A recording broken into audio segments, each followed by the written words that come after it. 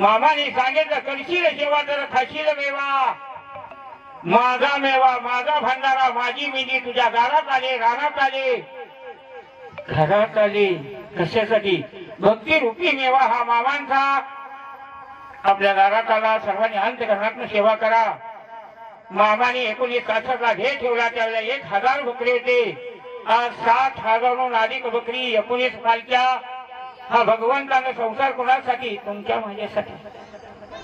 एका पुन्हा शिंगारी डोंगराच्या पायथ्याला बसले होते आणि बालमामाचा आणि दोघांचा संवाद चालला.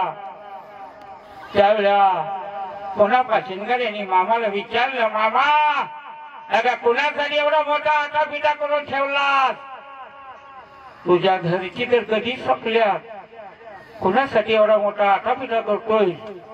अजा जगाच्या मालकाने हात चालवता. जगात असणाऱ्या बालू धनगराच्या लेके, जगात असणारी बालू धनगराची लेकर करत्याला आणि खात्याल त्यांच्यासाठी एवढा मोठा आटापिटा करून ठेवला.